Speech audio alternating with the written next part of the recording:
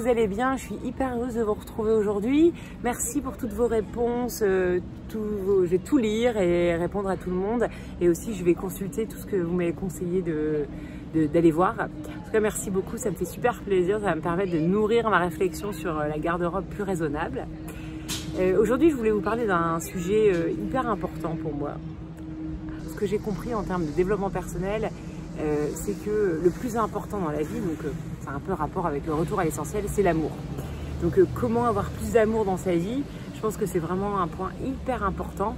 Et donc d'après Aude, Coach My Mind, que j'adore et qui m'a beaucoup aidé dans mon cheminement de ces derniers mois, voire dernière année, l'amour c'est facile. Et l'amour, c'est vrai qu'on en donne, on en reçoit. Il y a aussi le don et la réception. Et ça, c'est vrai que c'est vraiment ce que je ressens aussi dans le cadre de cette chaîne YouTube où je donne beaucoup et en même temps, je reçois énormément aussi. Je suis hyper contente de vos retours, de tous vos messages. Je remercie aussi sincèrement toutes les femmes qui ont souscrit à ma formation et qui font partie donc de ma formation actuellement.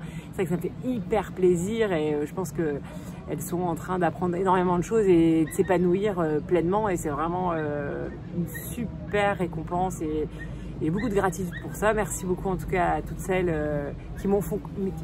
Merci à toutes celles qui m'ont fait confiance.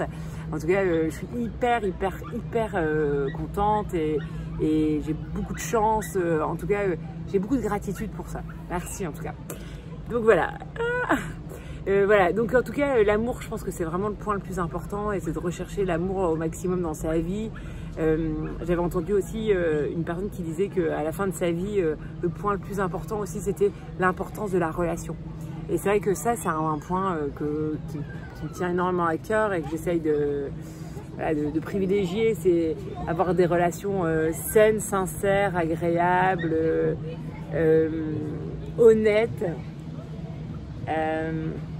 Joyeuse et notamment avec les 5 accords Toltec auxquels je pense souvent, je ne sais pas si vous connaissez en tout cas les 5, enfin, j'avoue je ne pourrais pas tous mais avoir une parole impeccable, c'est un point je trouve qui est hyper important, ne pas interpréter ce qui est dit, en tout cas essayer d'être la plus objectif possible. Hello les filles, alors je vous montre mon petite tenue.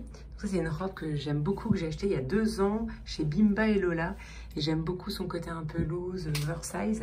Je trouve qu'elle est très agréable en été. Et donc, bon, elle n'est pas repassée, hein, j'avoue, l'option repassage n'est pas prévue pour les vacances. Comme le brushing d'ailleurs.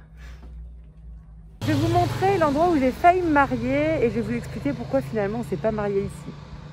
Et là tu manges des chips finalement. Tu savais que papa et maman ils ont failli se marier ici? Non. Non. Tu aurais bien aimé qu'on se marie ici? Voilà, c'est trop beau, non? Et en fait, ils ont des très jolis jardins juste derrière.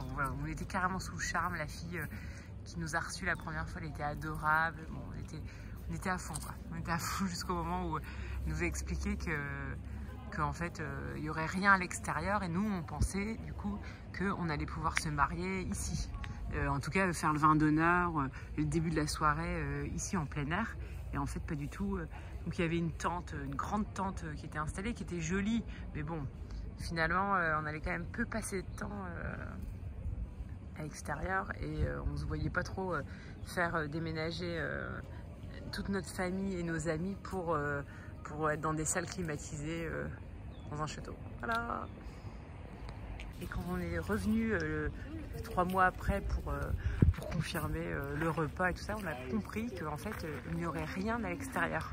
C'est-à-dire qu'en fait, les mariages en Espagne ont lieu que dans des salles fermées. Et donc, ils avaient une petite tente avec une salle de réception.